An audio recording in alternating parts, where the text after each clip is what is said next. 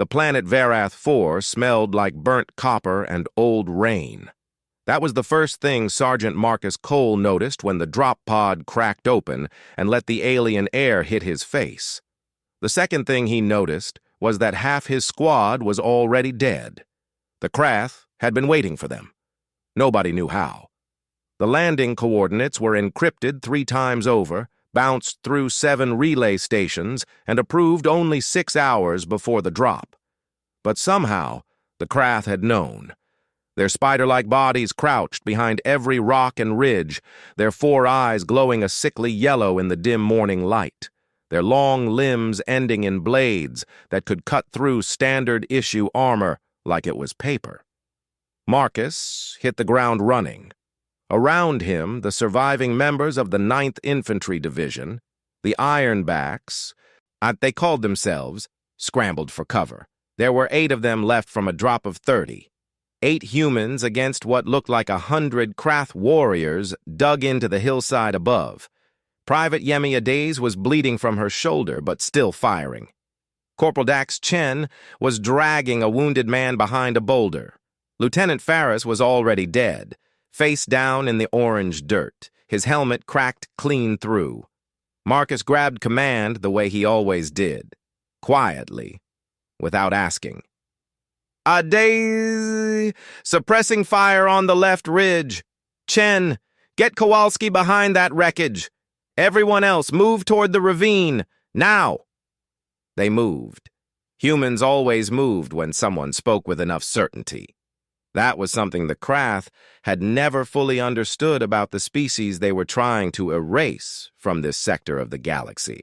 Humans didn't need a perfect plan. They just needed someone to sound like they had one. The Krath pressed forward. Their movement was fast and coordinated, the way insects swarmed. No individual thinking, just a shared signal passing through the group. They communicated through vibrations in the ground, through clicks too fast for human ears to catch. They didn't feel fear. They didn't feel doubt. They felt the signal, and they moved. Marcus felt fear. He felt it every single time. But he had learned a long time ago that fear was just information. It told him where the danger was. It told him to pay attention. And right now, it was telling him that the Krath on the left flank were moving faster than the ones on the right, which meant the right side was the feint, and the real push was coming from the left. "Everyone shift right," he shouted, and the squad obeyed before they understood why. The left ridge exploded with Krath fire half a second later. If they'd stayed where they were, 3 more of them would be dead. They made it to the ravine. It was narrow, barely 2 meters wide, carved deep into the rock by some ancient river that had long since dried up. The walls were steep on both sides. The Krath couldn't surround them here. They could only come from 2 directions. Marcus counted his people. 6 left, including himself. Adaz, Chen, Kowalski, still breathing barely, a medic named Torres, a young private named Bashir who had never seen real combat before today, and himself. "Torres, how bad is Kowalski?" "Bad enough. He can't run. He might be able to shoot if I brace him against the wall." "Do it." Bashir was shaking. Not from cold. Varath IV was warm, almost humid. He was shaking because he was 22 years old, and he had just watched 22 people he knew die in less than 4 minutes. Marcus put a hand on his shoulder, firm and steady. "You still with me?" Bashir looked at him. His eyes were too wide, his breathing too fast. But he nodded. "Good. I need you on the south end. Nothing comes through without you seeing it first. Can you do that?" Another nod. This one steadier. Marcus positioned the rest of his squad and then turned to face the north end of the ravine himself. The Krath were coming. He could hear them now, that low, grinding vibration they made when they communicated a charge order. They would flood the ravine from both ends. They would try to overwhelm through sheer number. They had no idea who they were dealing with. But the first Krath came fast, low to the ground, blades extended. Marcus shot it twice in the upper thorax, the only reliable kill zone on a Krath at this range, and it went down in a heap. Another came immediately after. He shot that one too. Then his rifle clicked. Empty. He had 8 rounds left in a secondary magazine somewhere on his belt, but there was no time to reload. The third Krath was already on him, blade swinging down in an arc that would have split him from shoulder to hip. Marcus dropped his rifle. He stepped inside the blade's arc, close enough that the flat of it clipped his back but didn't cut, grabbed the Krath's forearm with both hands, and used its own momentum to slam it face first into the ravine wall. The creature made a sound like a bag of gravel being dropped. It didn't get up. A fourth was right behind it. And the fourth Krath was bigger than the others, nearly 3 meters tall when it stood upright, though it rarely did. The Krath preferred a forward-leaning, 4-limbed fighting stance that kept their center of gravity low and their blade arms free. This one had markings on its carapace that Marcus didn't recognize. Not a standard warrior. Something higher in the hierarchy. A commander, maybe. It looked at him the way a creature looks at something it doesn't understand. Marcus looked back at it the way a human looks at something it's about to fight. There was a half-second of stillness. That strange, suspended moment that always comes before violence, where both sides are calculating. Then the Krath commander moved. It was fast. Faster than the others. Its blade arm came in low, then redirected upward at the last instant. A feint. Which meant this creature had enough individual intelligence to think tactically. That was new. That was dangerous. Marcus rolled left, felt the blade catch the edge of his armor plating, felt the sting of a shallow cut along his ribs. He came up on one knee and drove his elbow into the Krath's knee joint, the weakest structural point on their anatomy, a fact buried in a briefing document that most soldiers never read. Marcus read everything. The joint buckled slightly, not enough to drop it, but enough to make it shift its weight. He was on his feet before it recovered, moving around to its right side, the side where the secondary blade arm was shorter, less reach, less leverage. He grabbed it by the back of its neck, or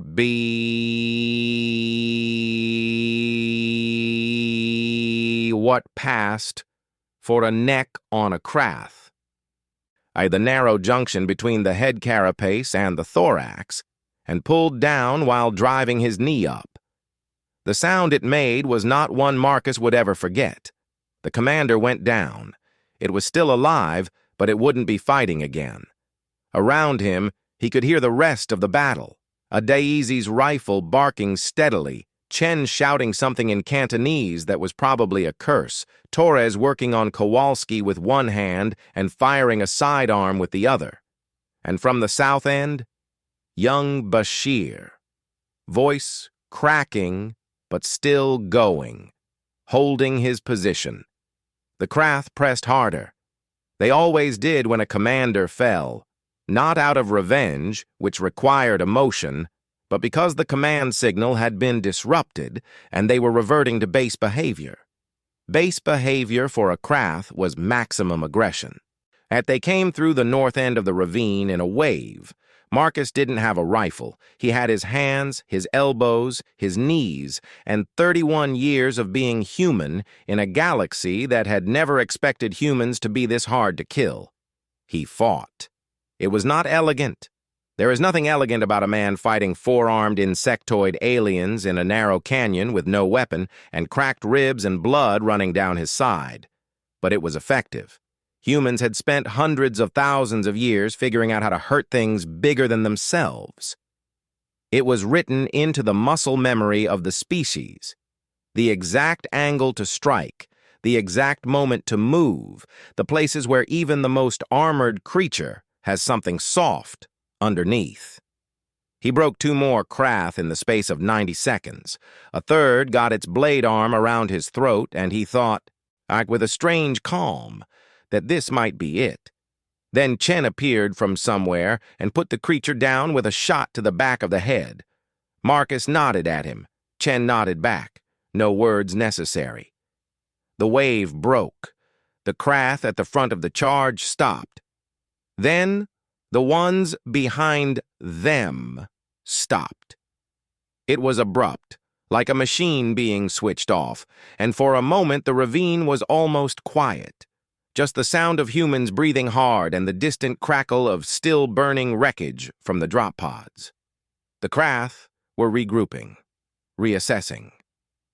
"They're pulling back," Adaze said, not quite believing it.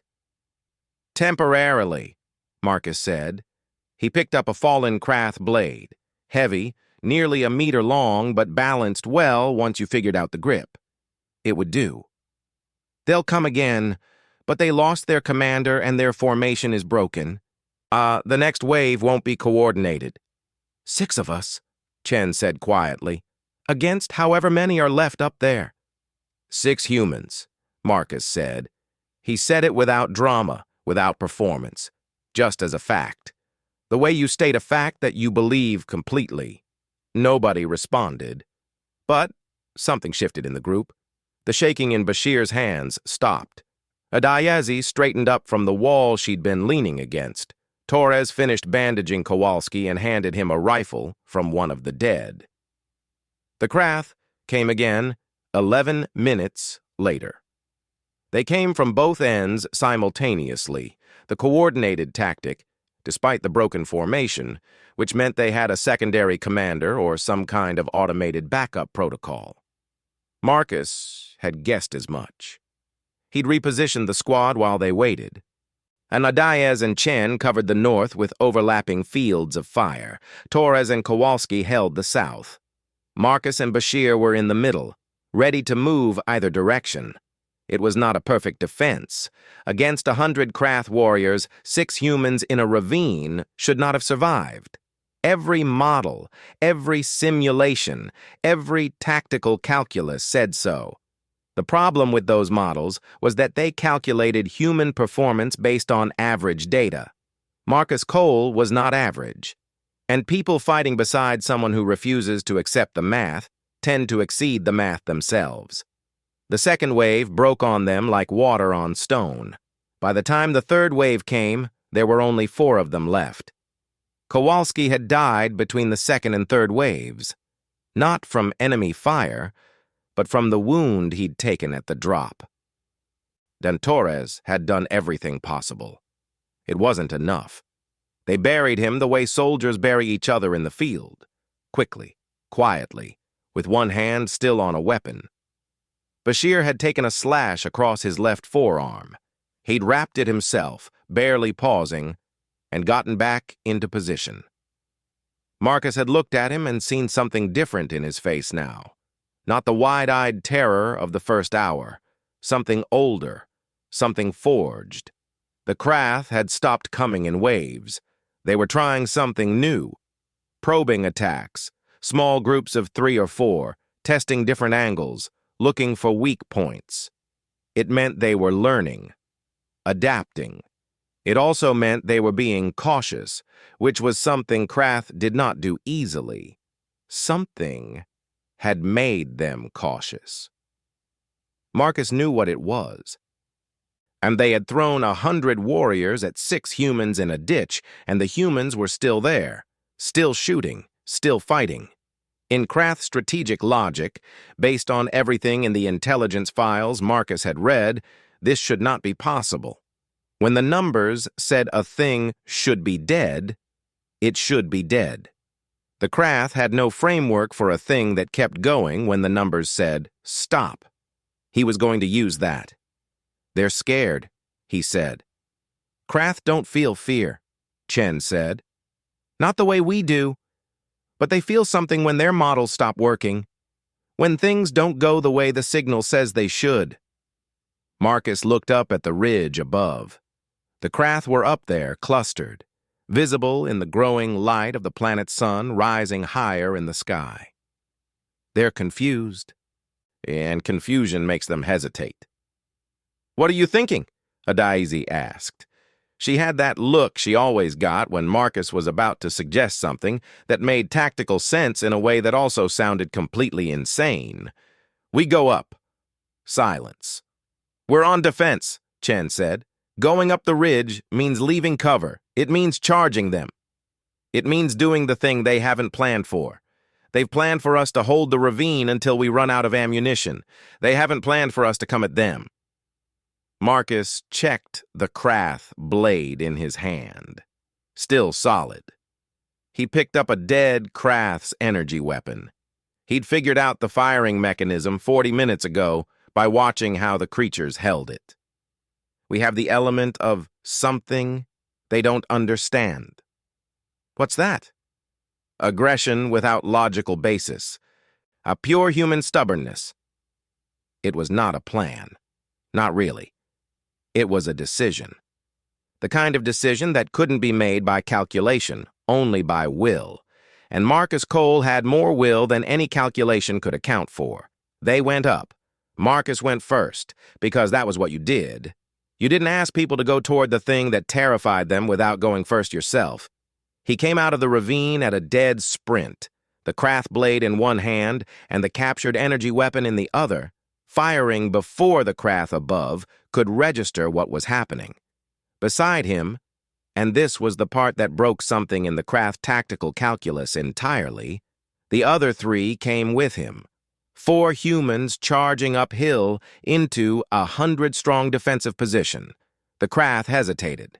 That half-second of confusion, of signal disruption, as of encountering something outside the model, Marcus used every millisecond of it. He fired the energy weapon until it ran dry, dropped it, switched the blade to his right hand, and kept moving. Chen was on his left, firing controlled bursts. Adai's was on his right, moving low and fast, targeting the knee joints. She'd been paying attention when Marcus fought the commander. Bashir was behind them, covering their backs, making sure nothing flanked them from below. The first Krath that came for Marcus died on the blade. The second he deflected and left for gravity to finish on the steep slope. The third he hit with his forearm in a block that sent a spike of pain all the way to his shoulder, the arm that was already cut, already bruised. And he hit it back 3 times fast and hard until it stopped moving. And then something extraordinary happened. The Krath broke. Not tactically, not as a planned withdrawal. They broke, individually, in groups, peeling away from the ridge in a way that had no military logic to it. They were retreating from 4 humans, retreating from creatures that had no right to still be alive, let alone attacking. In 40 years of engagements across 12 star systems, there was no recorded instance of a Krath force this size breaking against a force this small. Marcus stood on the ridge and watched them go. His ribs burned. His arm was bleeding again. He was breathing so hard that the world had gone slightly gray at the edges. But he was standing. All 4 of them were standing. Bashir came up beside him. The young private looked out over the alien landscape, the orange dirt, the purple-gray rocks, and the retreating shapes of the Krath disappearing into the valley below. Then he looked at Marcus. Is that normal? No, Marcus said. Is any of this normal? Marcus thought about the question. He thought about dropping his rifle in a canyon on an alien planet and fighting things twice his size with his bare hands. He thought about 4 people going uphill into 100 and coming out the other side. Humans, he said finally, have never been normal. That's always been our advantage. The rescue signal that Marcus had sent during the second wave was answered 40 minutes later. A gunship descended through the cloud cover, scanners sweeping, and the pilot's voice came through the comm with barely disguised disbelief. Ironbacks! We're reading 4 survivors. Is that... Are you telling me 4 of you held the Vareth 4 drop zone? Held it and cleared it, Chen said, because sometimes someone else deserved to say the good line. As the gunship settled onto the ridge, their ridge, the one they had taken from 100 Krath with 4 people and no logical reason to win, Marcus sat down on a rock and let himself feel the weight of everything at once. The exhaustion, the grief for the 26 who didn't make it, the deep cellular relief of still being alive. A medic jumped out of the gunship and started toward them. Behind her came a data officer with a recorder, because something had happened here that the military wanted documented. What 4 humans had just done would go into the intelligence files.